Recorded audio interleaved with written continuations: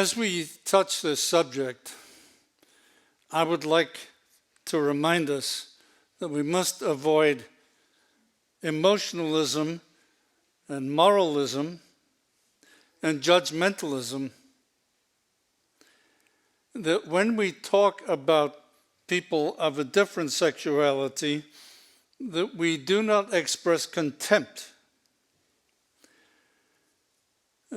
People that have chosen other sexualities are still made in God's image and deserve to know that, also to know God's love for them.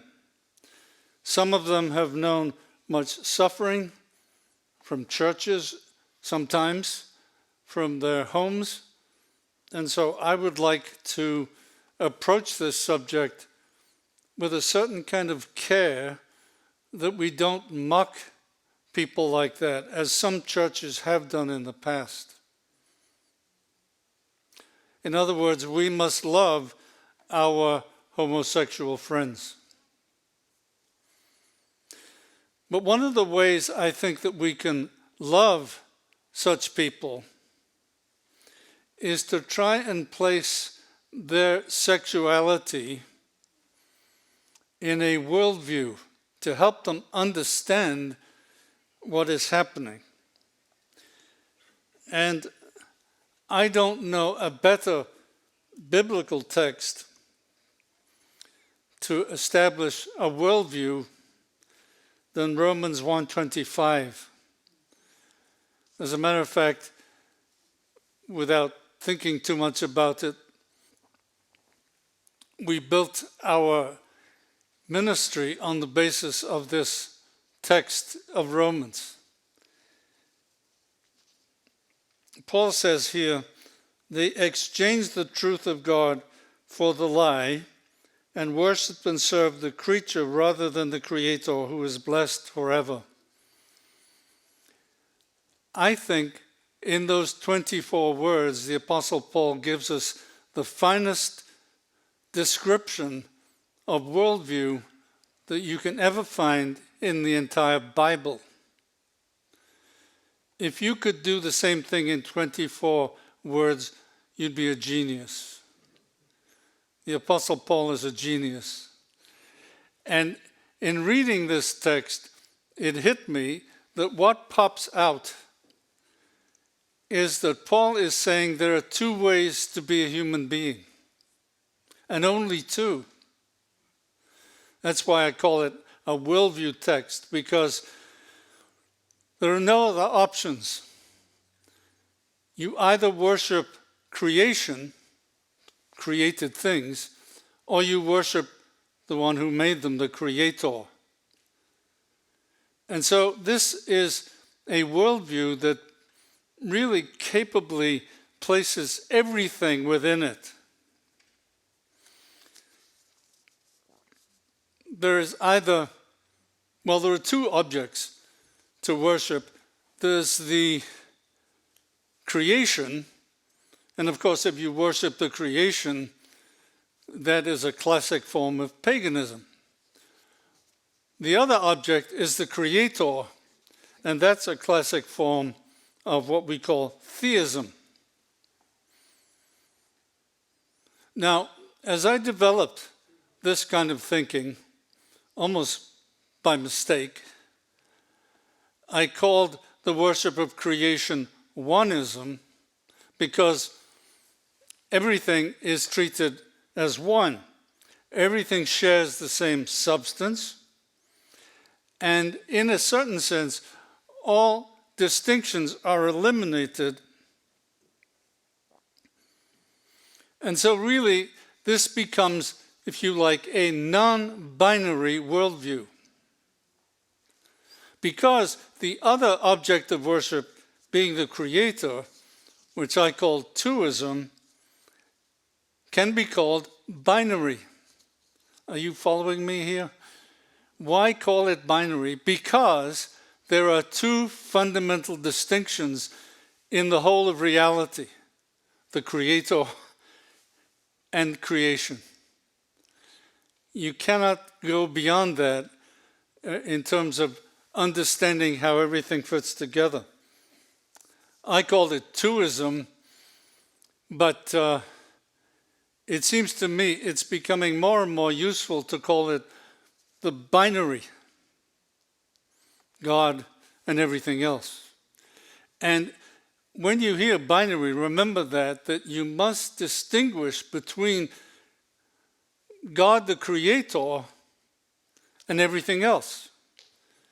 As soon as you start to confuse the Creator with the creation, you become, in certain senses, a pagan. So there are really only two forms of existence in this life: binary and non-binary. The non-binary says that everything is the same. The binary says no, there's a major distinction between God and the creation, and that what we find in creation is what God put in it to be distinct. So distinctions are pleasing to God, and so we can talk honestly about the importance of the binary as something valid, not invalid. Whereas today you hear people talking about their non-binary sexuality, wanting to get rid of the idea that there are sexual distinctions. And as we'll see as I keep going, God created sexual distinctions in the creation He made.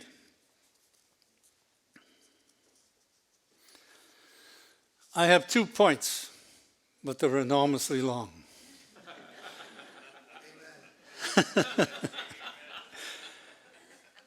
The first point is the cosmology of paganism, and the second point is the cosmology of biblical sexuality.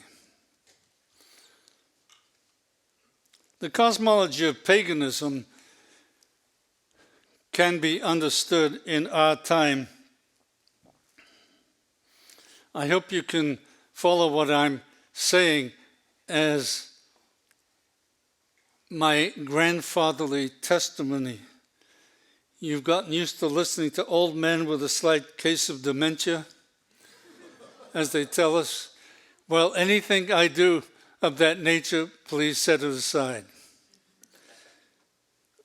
But I do want to say that I came to the States in 1964, and I thought I'd died and gone to heaven. I had never seen a Christian culture like that coming from Europe in my life before. There were Christian colleges, Christian printing houses, radio and television stations, and churches on every corner. It was an amazing expression of a Christian, quote, culture. Not everyone was a believer, but the structure of the culture was a Christian structure. But I came in '64 as a young student, full of a head of blonde hair. You can't imagine that, I know. And this has been a great suffering for my poor wife, to begin off with a guy that looks so good. And now look at him, you know. Anyway, she puts up with me, and I appreciate that. But it was an amazing period of time in this culture.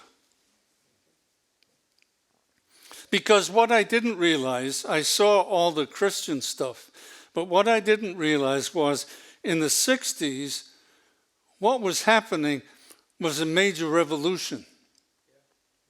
It was called the 60s spiritual revolution or the sexual revolution. It's interesting that those two things came together. And what happened in the 60s was the bringing into the Christian West notions of Eastern spirituality.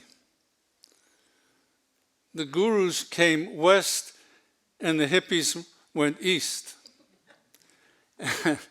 And we tried to build a culture based on that kind of thinking. It's interesting that non-binary spirituality and sexuality came at the same time. The non-binary spirituality of Eastern spirituality was the rejection of God the Creator, right? You've all noticed that. People are very spiritual. Indeed, there's a pantheistic Franciscan by the name of Richard Rohr that speaks specifically of non-binary spirituality, and he calls himself a Christian Buddhist. You see, Eastern spirituality is the elimination of God the Creator, so that there is no ultimate binary in existence. That spirituality began to take over Western culture.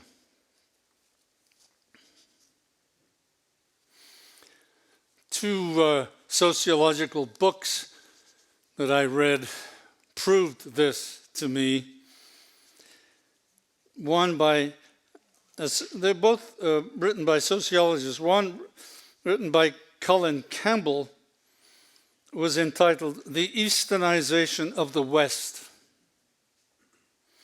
And he talks about the process of Easternization quite unlike anything previously experienced.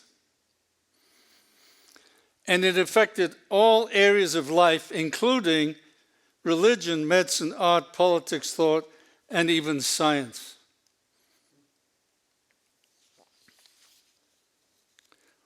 The second sociological book was by Philip Goldberg, a Western Jewish convert to Hinduism, whose book was entitled American Veda. That was, Colin Campbell's book was 2007.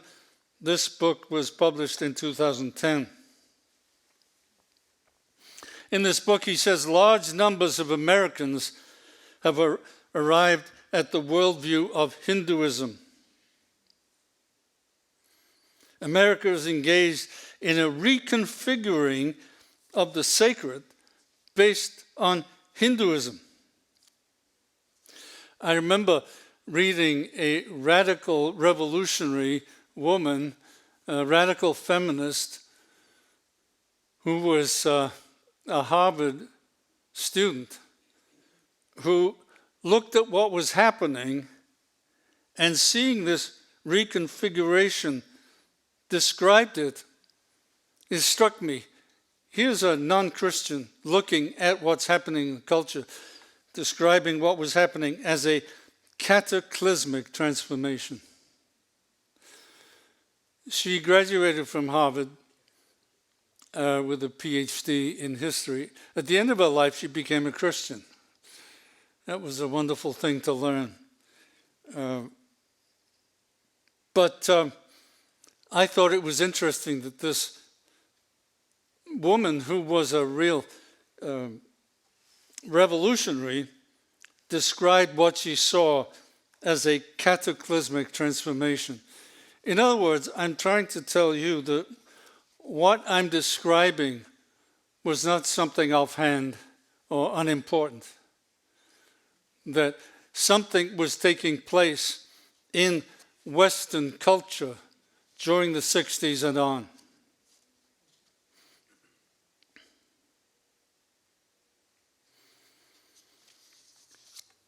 I also was fascinated to learn that in Hinduism, the key term, as Philip Goldberg makes clear, is a Sanskrit word,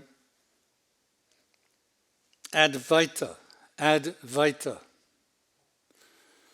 A-D-V-A-I-T-A.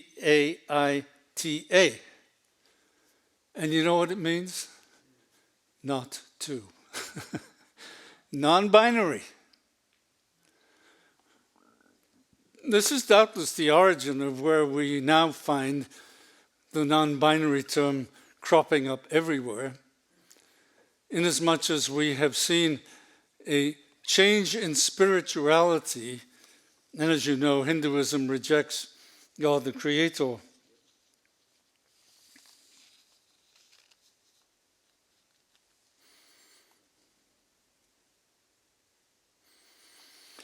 Non-binary, then, is a term that's used to describe Eastern spirituality.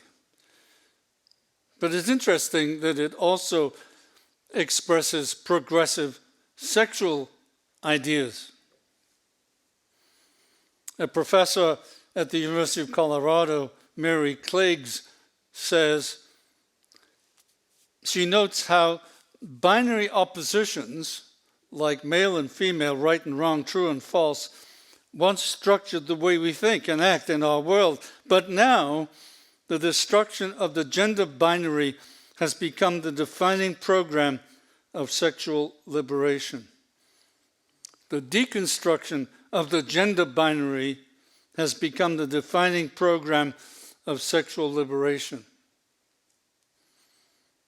So non-binary, you see, now stands for a liberation of sexuality.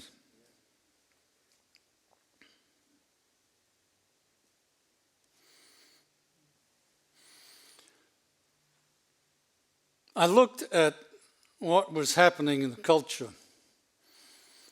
and as I suggested to you, two things were happening: a fundamental transformation of spirituality.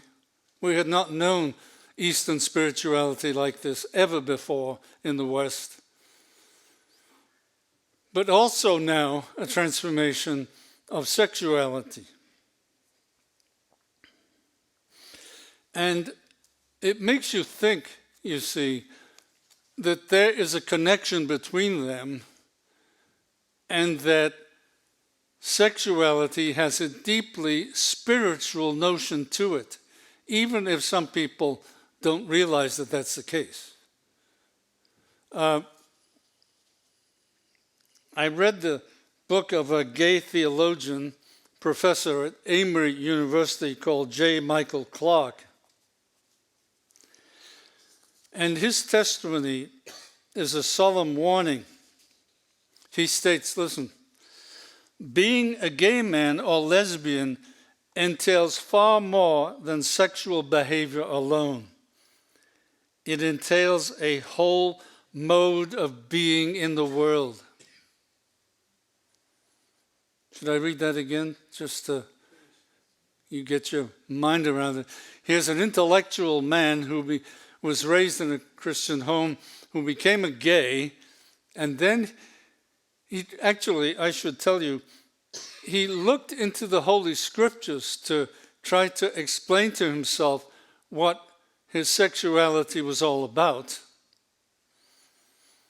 And he could not honestly justify his gayness by the Scriptures.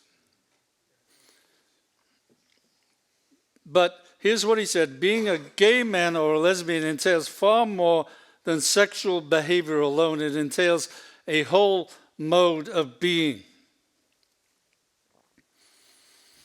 That should give us a sense of the deep, important aspect of sexuality for our own existence.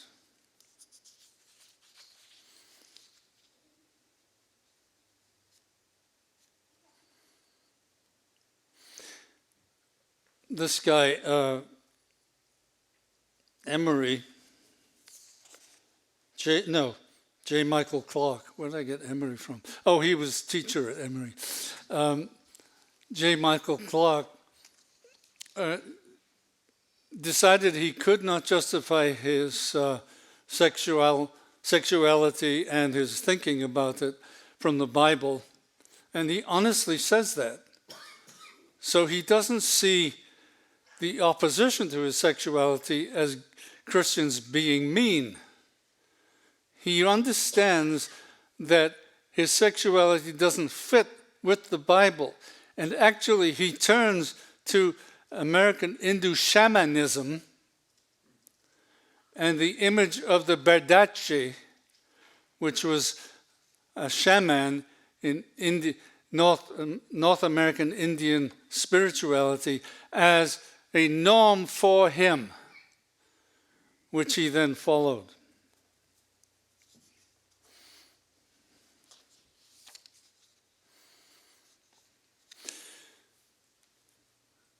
His is a very careful suggestion then that sexuality has deeply spiritual implications.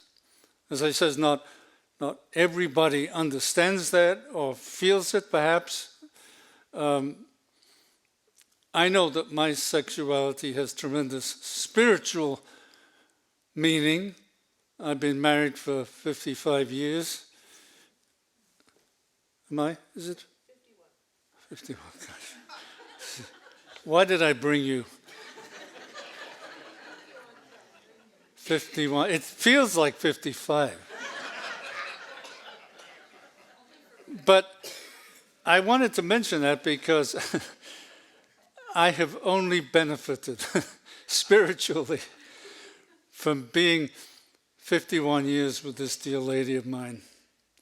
There's something deeply spiritual, some of you know that, most of you know that, in our marriages. And our sexuality then is deeply spiritual. So the pagan nature of our times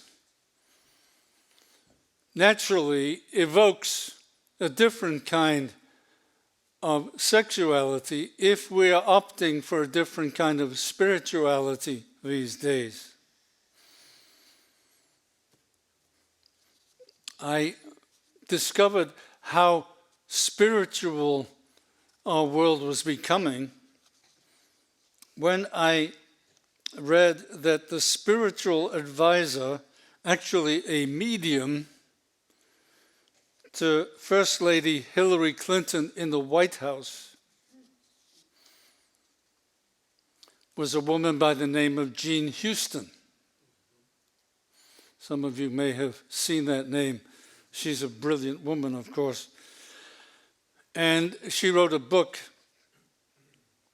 And in it she said, of course, see how close she is to the centers of power. And she says, we are living in a state of both breakdown and breakthrough, a whole system transition requiring a new alignment that only myth can bring. Never has mythical knowing been more needed than today. And her book was entitled The Passion of Isis and Osiris, the Egyptian God and goddess.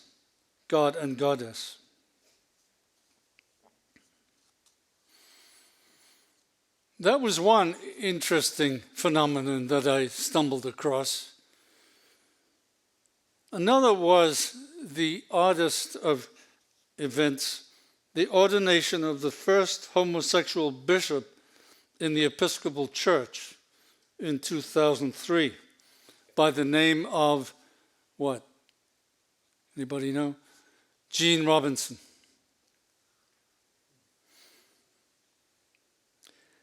The sermon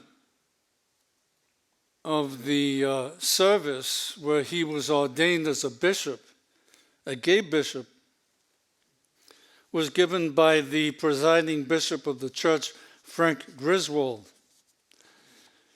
I thought it was most significant that it was not based on scripture, but a citation from the Rumi poet, a medieval Sufi master. Rumi is his name. Sufi is his religion, which is mystical Islam. And Frank Griswold cited this poet about there being, in the final analysis, neither right nor wrong. Non-binary.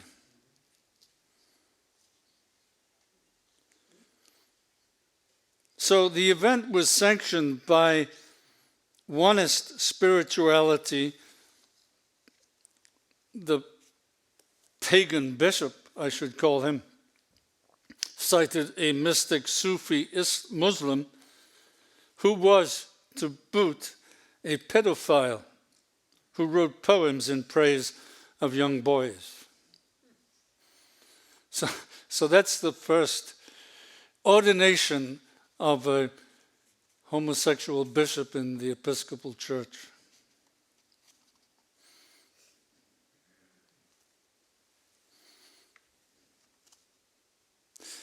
So we are face to face with a pagan understanding of God as a spiritual life force within nature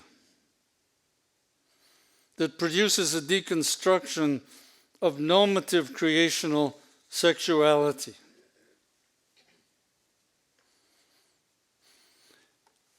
In the Bible, of course, God is not the spirit within everybody, but he's the creator of everything.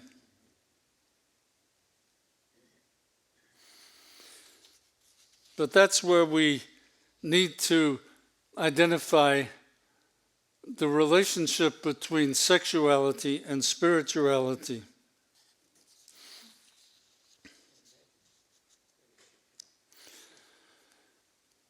Not too many people, I guess, talk about sexuality this way.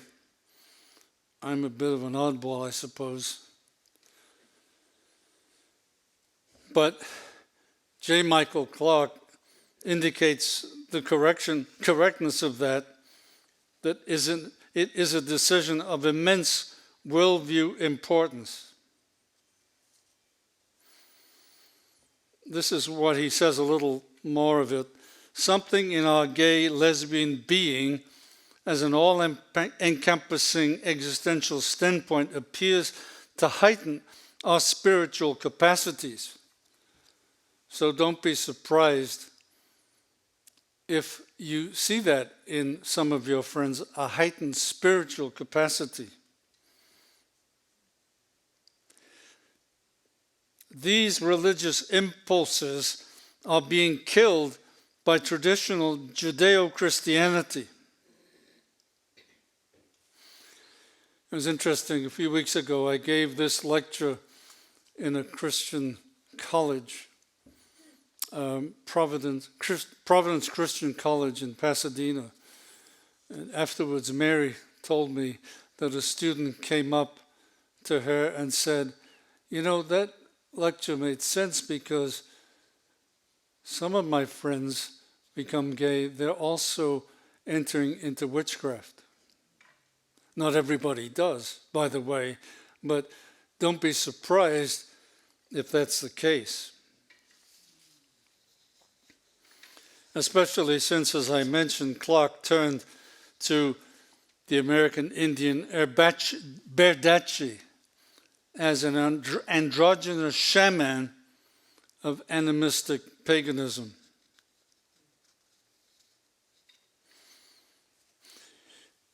I did a rather long study that you might want to read when you've got endless time to waste. You can find it on the website, Peter Jones, Androgyny, the Pagan Sexual Ideal. I'm using androgyny because that's often the term used by people who write about the spirituality of homosexuality because it fits some of the other forms of sexuality we are now meeting in our time. But people who studied the history of homosexuality in the pagan religion. I discovered in this study I mentioned the work of a very famous history of religions expert. And he has a high reputation as a solid historical scholar. Mircea Eliade is his name, Eliade. And it's interesting, he wrote an entire book on the place of androgynous priests in the worship of pagan cults throughout time and space. Time and space. And he demonstrated that you can document androgyny or homosexuality. I should maybe say androgyny means the joining of male and female. Andros, male, gune, female in Greek. Androgyny is the joining, so non-binary, right? Androgyny is a non-binary way of speaking about this kind of sexuality, and he did this study throughout time and space. He points out, for instance, that 19th century Mesopotamia, the worship of the goddess Ishtar was served by androgynous priests. That's 1800 BC, who transformed their masculinity into femininity and functioned as occult shamans. Their divine ability was shown in their ability to transgress binaries. I'm quoting him here. Transgress binaries. That means non-binary, right?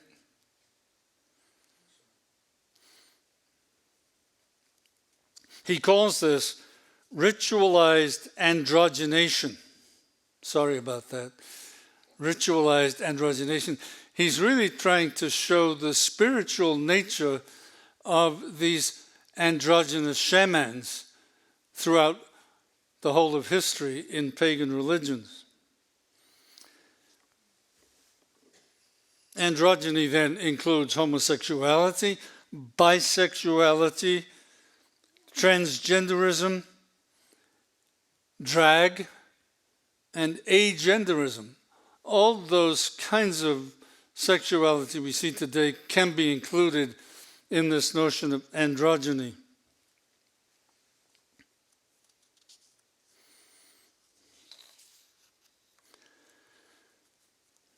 Even though separated by many centuries, Eliade shows the evident historical and theological connection between the Mesopotamian religion and the religion of the Canaanites, Scythians, Syrians, North American tribes. He shows all the terms. It won't be useful for me to give you the terms because it would not mean much, but they all had a specific term for an androgynous priest. And here's what Mircea tells us. Ultimately, well, he's basically saying, you see, that through time and space, these pagan sects show the same kind of spirituality, which proves that it's not because these sects are connected. They say, oh, you do that, we should do that. It arises fundamentally from their pagan view of existence. And here's what he says. Ultimately, it is the wish to recover a lost unity in existence that caused man to think of the opposites as complementary aspects of a single reality. Hence the importance of religious symbolism that androgyny expresses.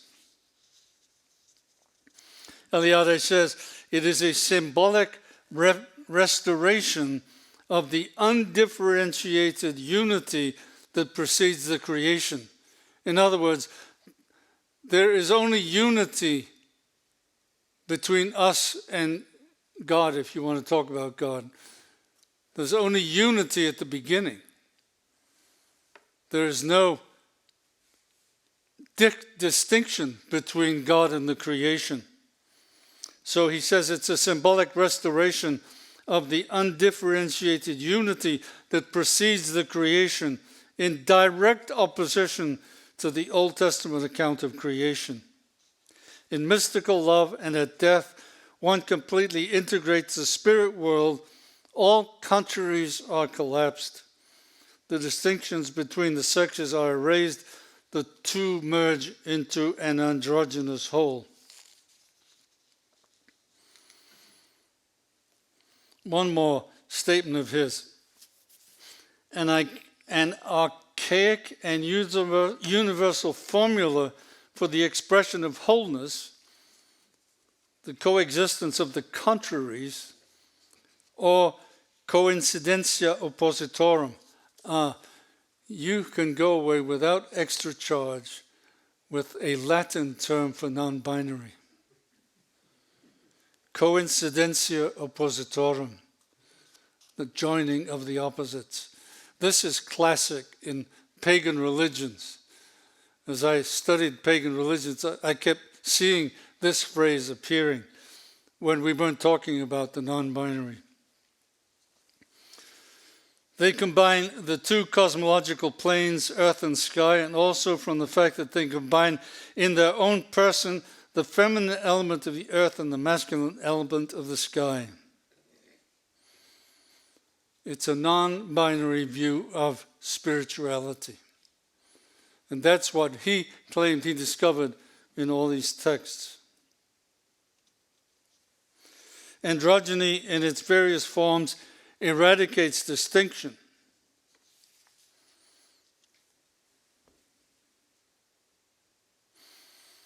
So here we are faced in our time with a non-binary sexuality and a non-binary spirituality. Are they related? Well, it seems to me they surely are. Advaita, which means non-dual, oneness, unity, is a generic term increasingly used to describe the present and coming spirituality in America. The meaning that God and the world are not two, but one. Now, I know we like to talk about unity and we're unified with God, but we are fundamentally distinct from God, right? That's how the Bible begins. In the beginning, God created the heavens and the earth. So we are always distinct from God, even though we know a spiritual unity with God. We never confuse our existence, our being, with the being of God.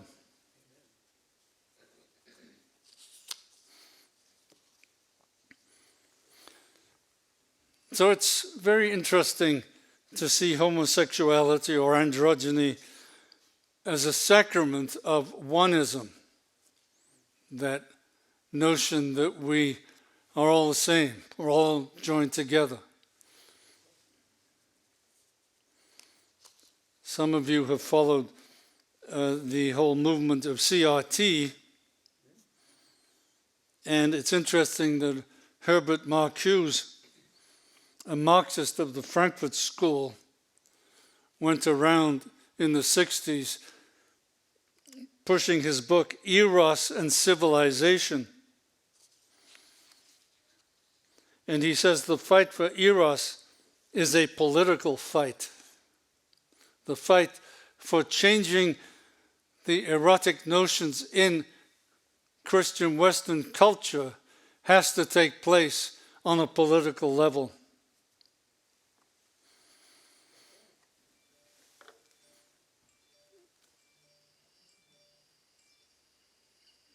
June Singer, who was also in this movement to bring about our understanding of sexuality, in her 1977 book, Androgyny Towards a New Sexuality, sees herself as pushed towards the development of a political understanding of existence, to bring everything together in a view of existence. And she says in this book, Androgyny Towards a New Sexuality. See, this is being written at the end of the 60s as the goal of spirituality. What lies in store as we move toward the longed-for conjunction of the opposites? There you go, conjunctio oppositorum, the joining of the opposites. Can the human psyche realize its own creative potential through building its own cosmology and supplying it with its own gods? See, that's the goal that we are now facing, it seems to me. We are facing in our world not simply the individual experiences of spirituality that arise from Eastern notions, but we're now looking at a cosmology that wants to put our world together and wanting to do it in terms of sexuality. She says, we have at hand all the ingredients that we will need to perform our new opus, the great work to fuse the opposites within us. The archetype of androgyny appears in us as an innate sense of and witness to the primordial cosmic unity, where everything is one, and there is no such thing as God the Creator.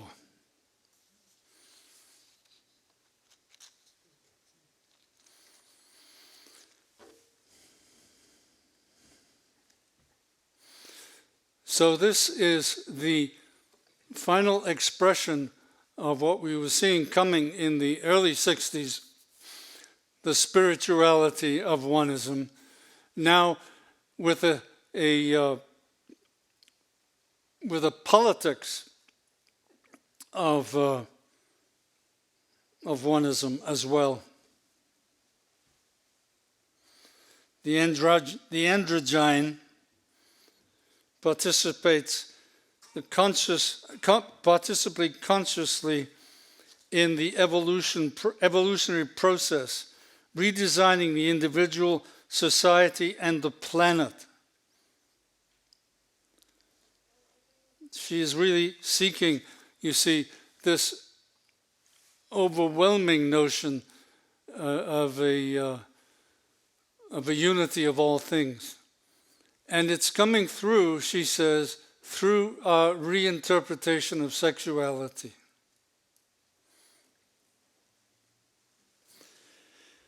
As I was doing my study for this, I came across a reference to the god often worshipped in witchcraft by the name of Baphomet. Have you ever heard of Baphomet? I don't know whether to call him a he, but I will say that he is worshipped by witches. And he is an ancient satanic symbol of the divine, the mixture of a goat and a human. But he has male and female genitals. Does that surprise us? It's the androgynous joining of male and female.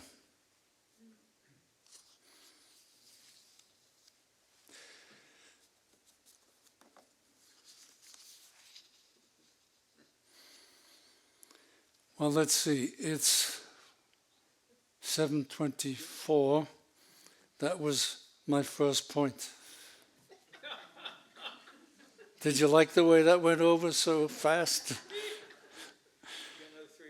got another 3 hours? Yeah. Well, I do have the cosmology of biblical sexuality to look at.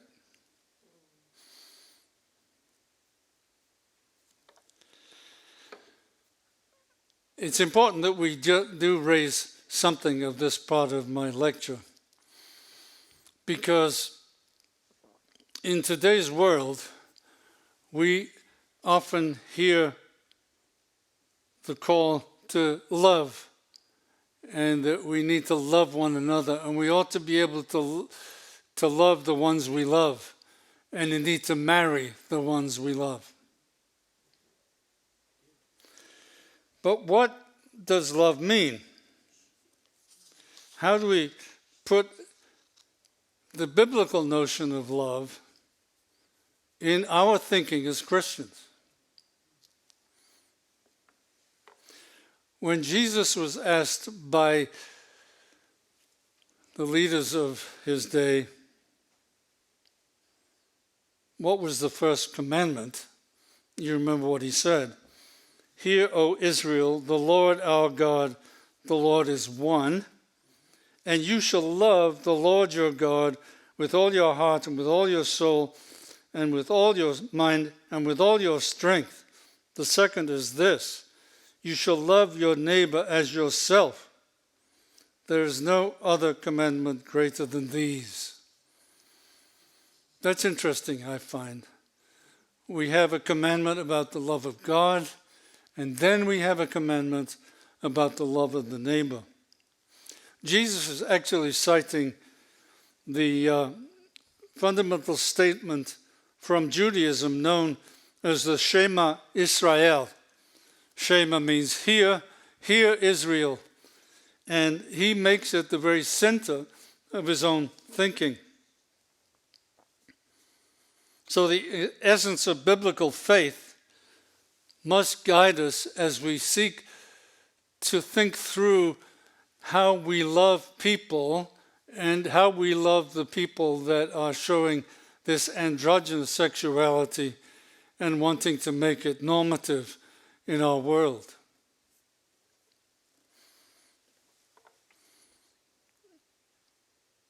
Progressive theologian Brian McLaren, ever heard of this guy?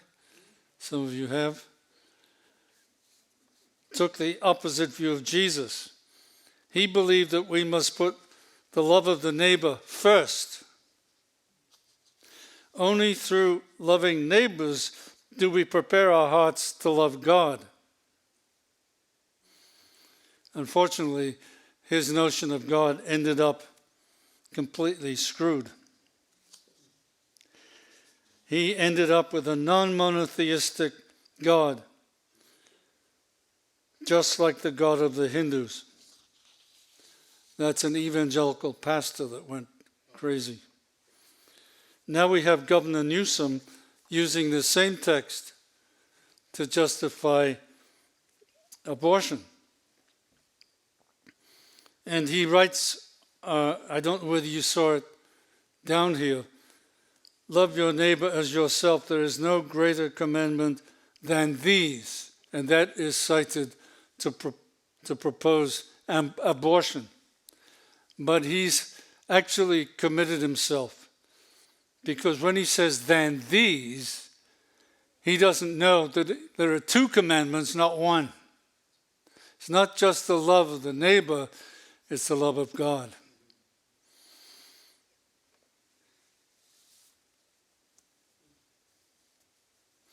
So we must find out how to love God. The love of God requires Christians to ground their understanding of the love first and foremost in the person of God, the Creator and Redeemer. So I have a number of points now as to why we should love God and why we should love Him first before we start considering how to love neighbors.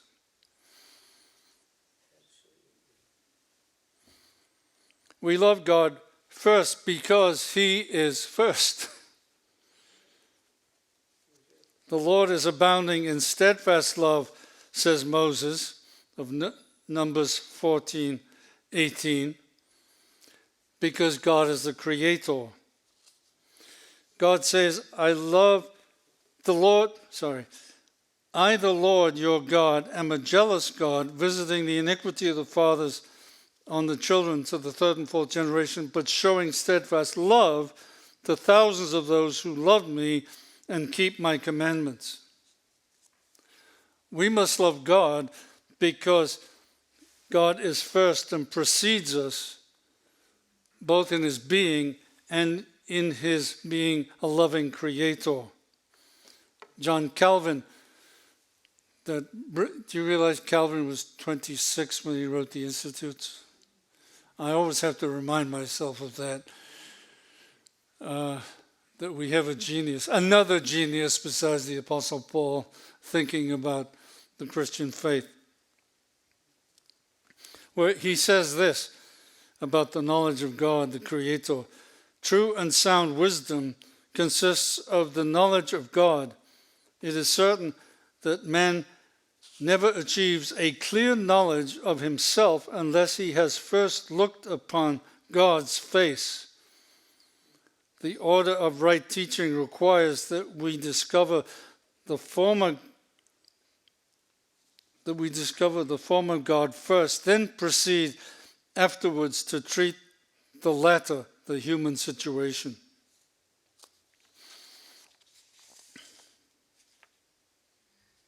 So before the cross and the coming of Jesus, we have a loving God. He reveals Himself as the loving Creator. God is prior to us as the source of everything. So the standard of orthodoxy for Christians must start with our love for and worship of our Creator God, who made everything according to His great wisdom. God is jealous of that kind of love by His or from His creatures. So that's the first point. The second is we love God because He is holy. You didn't realize that you're discovering another form of the binary in the biblical term of holiness. Because holiness presupposes that things are separated in their rightful places. That's why Jesus taught us to pray, Our Father who is in heaven, holy is your name. He's just mentioned heaven and then His name, because God is distinct from us. He is holy because He's distinct. And if we want to know reality in this life, we have to understand holiness. And holiness is a spiritual celebration of the binary. The binary, then, is a standard for orthodoxy. We must start with a love for and worship of our Creator, because He is distinct from us.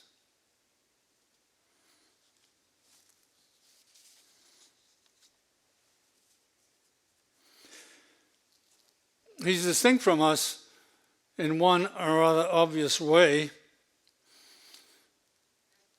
When Moses asks God His name, God says, my name is Yahweh.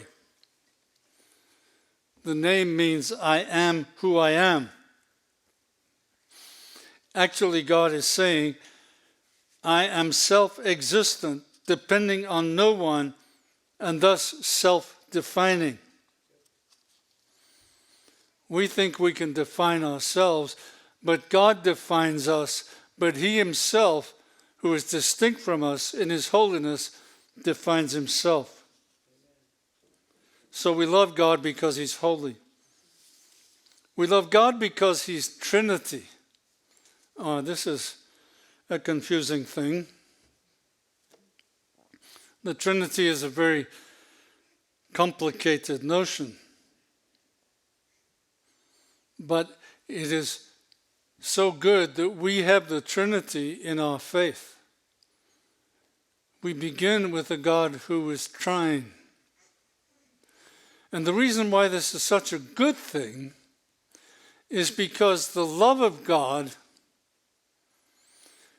establishes itself and defines itself, first of all, in the Trinity, which is an eternal being. So love is God's definition of himself in his being. And of course, you know that Islam and Judaism, or some forms of Judaism, you can help me with this, Harvey, do not believe in the Trinity, and thus they cannot have a notion of God as ultimately loving and personal.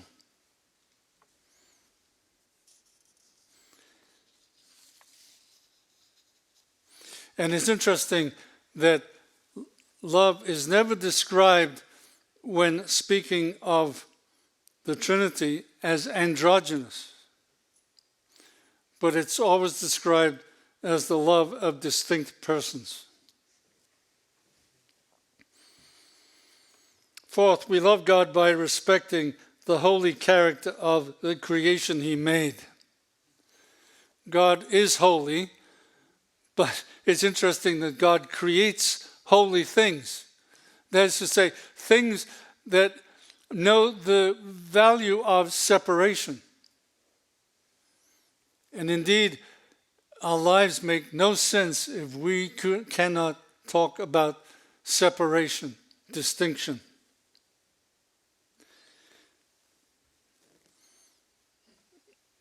We have to find binary distinctions in our existence, otherwise we make no sense of them.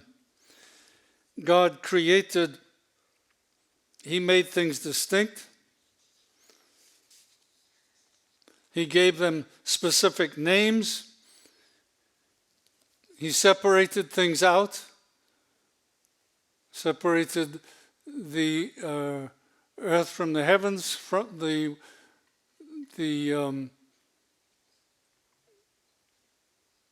what was I going to say? Separating the waters from the dry land, separating male and female. He's making distinctions. He's creating in a holy way, in other words. And that's why we honor God by treating what God has made as holy for ourselves. Twoism is the principle of difference, or the binary. It's the key to the cosmos. It's the key to holiness. We also love God by preserving the heterosexual holy image that God gave us. Holiness is reflected in heterosexuality. Hetero means other, of course. Homo means the same. So naturally, homosexuality is in favor of the non-binary because everything is the same.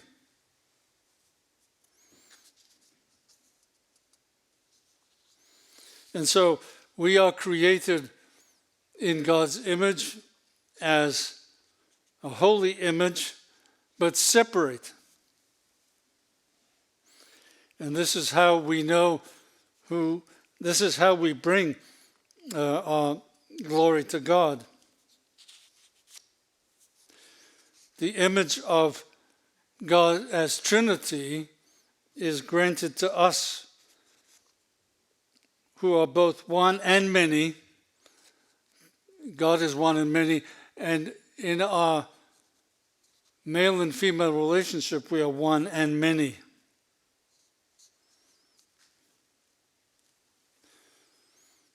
God could not have expressed his image even in giving Adam 1,000 men, but he gave him one woman, and that was the image that God wanted.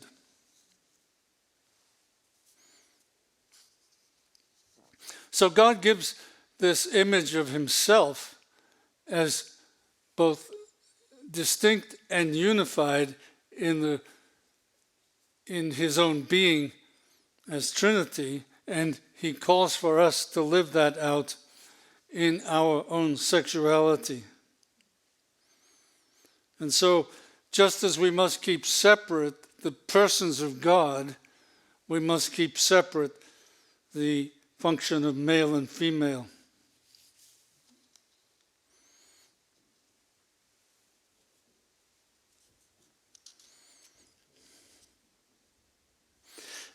I just thought as I was writing that when Paul says in Romans 1:20 that we see God in what he has made, and that's part of his revelation of himself, in homosexuality, that is a destruction of that image of God. And so that stops people seeing that image of God in normal human sexuality. So we cannot buy that. We also love God by loving Jesus, a wonderful expression of God's love for himself and for us. And the Son is the image of the Father as an amazing revelation of God as Trinity, but as being the atoning groom of his bridegroom, the church.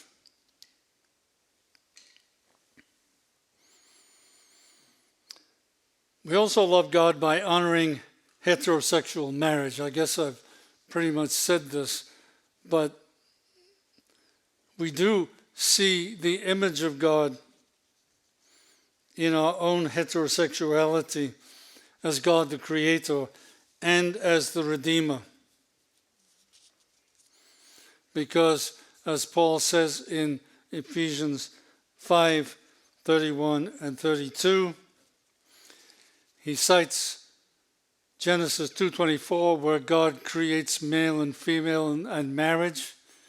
And Paul says, this is a profound mystery.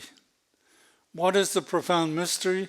It's the mystery that God, in creating marriage, reveals who God is and what God will do in his Son Jesus.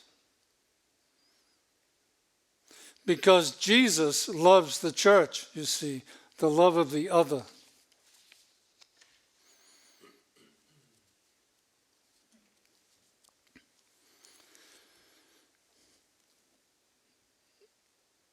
There's a wonderful text.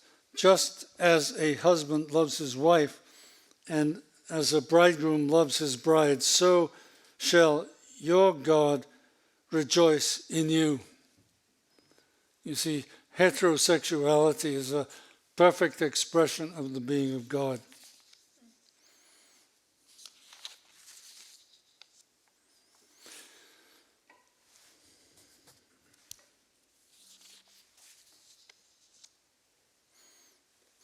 So I bring my talk to a close by wanting to affirm that sexuality is closely linked to spirituality. In the creation of human sexuality, God reveals himself as both different from us and yet intimately related to us. And that's our cosmic task as human beings in our sexual lives.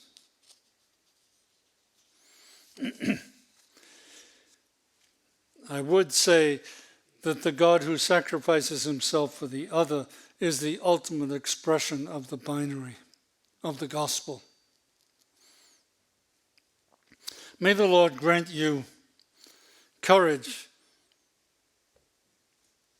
and loving gospel clarity as you engage in faithful, courageous living in heterosexual life, both as married and unmarried, but nevertheless expressing that heterosexual distinction.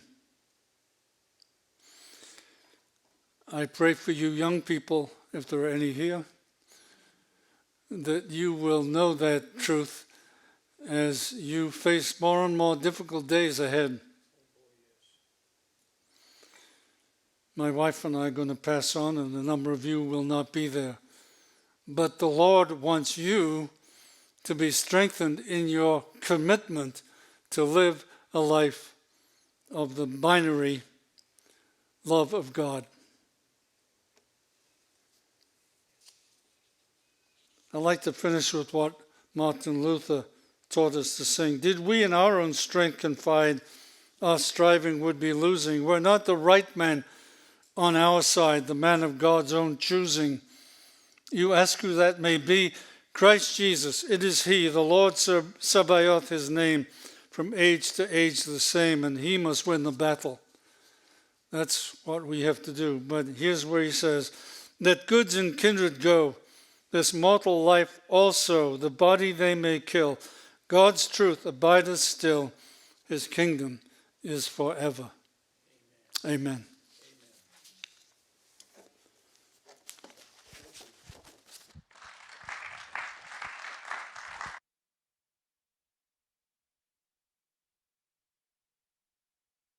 Questions or thoughts of discussion?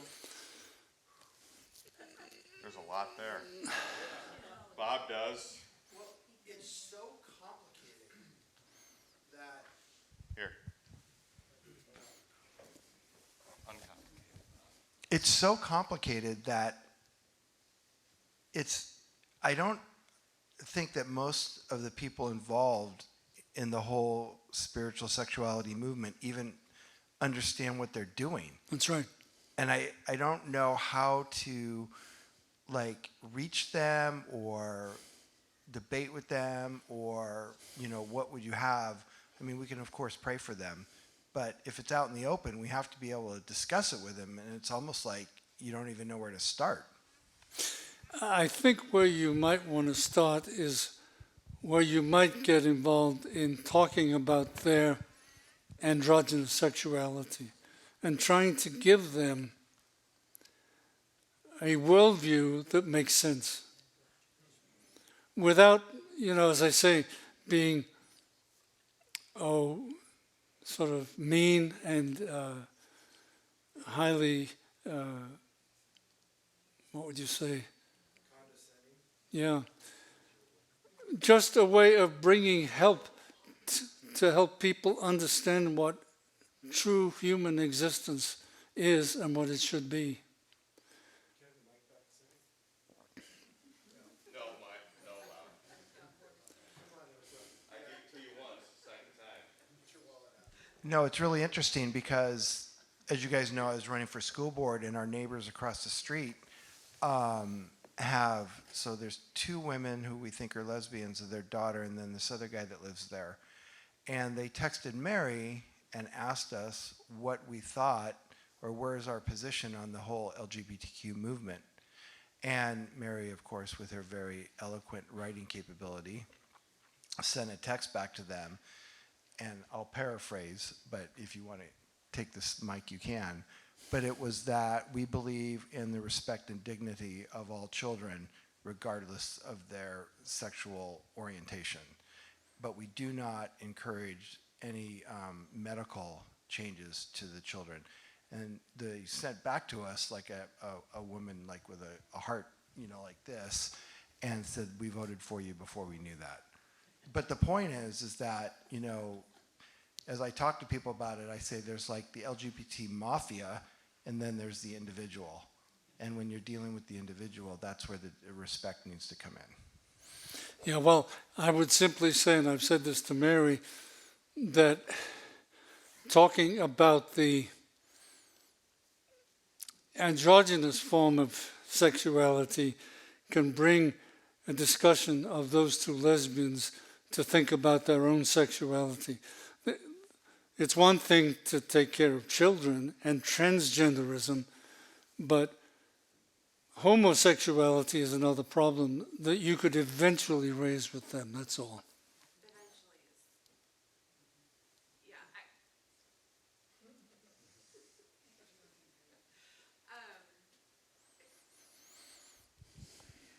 I think it's the eventually part. And Yeah. this is something, in the conversations that we've had with Rosaria too, is that we first and foremost value a person because they are made in the image of God. Exactly. And so I appreciate the eventually, because it's like if you're going at a person because they represent a thing rather than approaching them as a human being Sure. with relationships, then you're going to cause yourself. I think that's why we have caused ourselves problems, is that we think that the main problem of someone who is gay is that they're gay. And no, the main problem first is that they do not know that they're created in the image of a holy God. And so that they need the Lord before they need anything else. They need to know the Lord before they understand why gay is even an issue to us as believers and before the Lord. And so that eventually is key. And I like to think that I save people because I have a big ego and a salvation complex. But like remembering that, no, I'm not in charge of that. If the Lord would graciously allow me to lay some of that truth, he can use it. But so I appreciate the way that you present it, because it causes us to think of people as people first. Sure.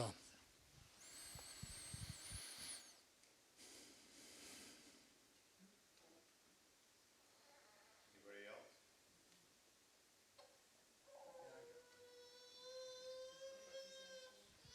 else? Thanks, Peter, for that. Actually, thanks, Mary, for what you said too, because I think the comment I add on to that is that I think if we're focusing on the person and introducing them to the Lord, that means we have to be inclusive and we have to be welcoming. And in your opening remarks, I think were very appropriate. My question actually has to do with a recent survey that was conducted by the Foundation for Individual Rights for Education. This is the FIRE group.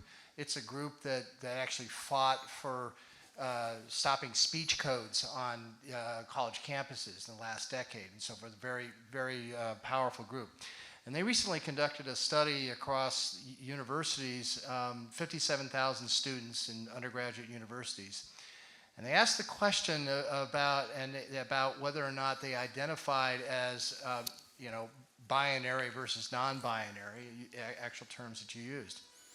The interesting part about this was that in women, the frequency of those that had a background of being taught in a parochial school was associated with 11-point more frequent incidents of identifying as non-binary. The homeschooled kids were 3-point more frequent than identifying as non-binary than those students who had been brought up and taught in public schools or in non-homeschool or non-parochial schools. Why do you think there's no difference? Why do you think that or if in this case even more frequently they were identifying as non-binary than their counterparts if they'd gone to a church school or homeschool? Why does that occur? I don't think I know the answer to that, except that this is a very subtle way of describing sexuality these days, and that young people can be sort of attracted to this kind of thinking that we don't develop in the churches, that they think is a valid way of thinking about it. And sooner than later, they have ended up in a non-binary reality. But I think it's because you would expect them to have a binary thinking, but some of them are attracted by this non-binary way of thinking as an interesting way of thinking. Because I think, a lot of people send their kids or homeschool their kids because they think they're going to be inoculated against that thinking. But that survey, in fact, showed there's no difference and, in fact, was more frequent Yes. in those.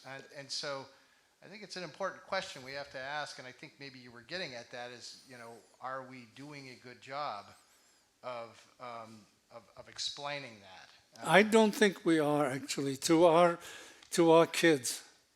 And I think they need, even if we don't succeed in convincing them, I think they need to hear the laying out of the issues and give them the choice of how they will relate.